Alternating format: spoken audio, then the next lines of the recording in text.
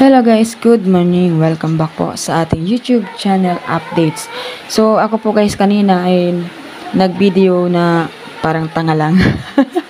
Kasi nga hindi ko napansin na wala pala guys, phone storage na tayo, full na. Kumbaga. So yung mga pinagsasabi ko kanina, so hindi pala yun recorded. So nakita nyo, sumada na siya, no? So ito po yung ating sumada update sa STL po ng Muntinlupa. Okay, 5. Galing po siya sa 14. Kasi po, 1 plus 4 is equals to 5 at pasunod din po siyang sumada sa 4.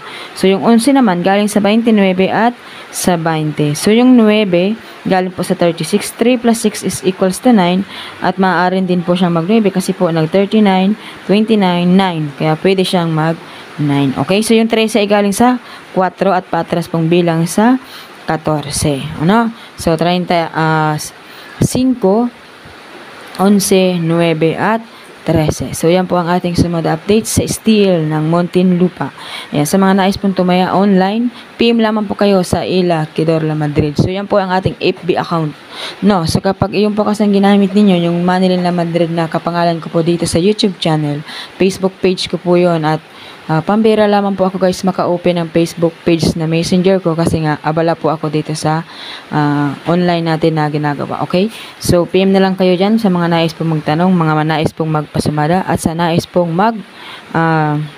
taya. Okay? So, Las Piñas City. Okay? So, ang sumada natin sa Las Piñas, 31, 35, 38, at 23. So, yan po ang ating sumada. So, sa 35 po ay pabanti sa 34 at sa 31 naman ay patras sa 32.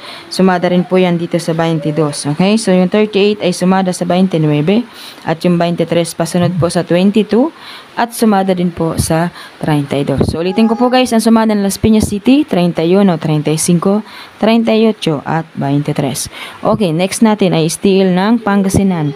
So, sa Pangasinan naman guys, yung GIS 40 sinumada lang ng 1.22 kagabi. So, 'di ba kung alam lang natin na diyan lang pala kukunin ang sumada, di sana tumama kasi pero sa sumada naman guys ng GIS 40 na yan, so marami pong sumada ang GIS 40 na yan. So, ginawa lang po siyang 1. Diba? Yung sumada ng GIS ay 1, 19, 28. So, yan po ang mga sumada ng GIS. So, yung 22 naman po ay galing sa 40 kasi po ang 40 ay sumada ng 4. So, 2 plus 2 is equals to 4. Kaya naglabas din si 22. So, kahit nga lang pinabalik, so umaga lumabas na. Ibig sabihin, meron siyang chance na mag 4. Kasi yan po ang sumada talaga ng 22 na yan. Okay? So, 4, 9, 31, at 19.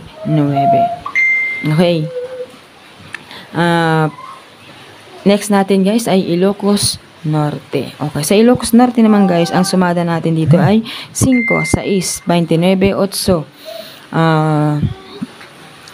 5 galing po dito sa 32, so baka pitsada 5 So 6 galing po sa 33, ang 29 ay galing sa 11 at yung 8 ay galing sa 35. So sana naintindihan ninyo ang ating pong sumada update. Ulitin natin, still ng Muntinlupa, Las Piñas, Pangasinan, at Ilocos Norte. So 3 days po ang pagtaya at have a nice day and good luck sa inyo lahat guys.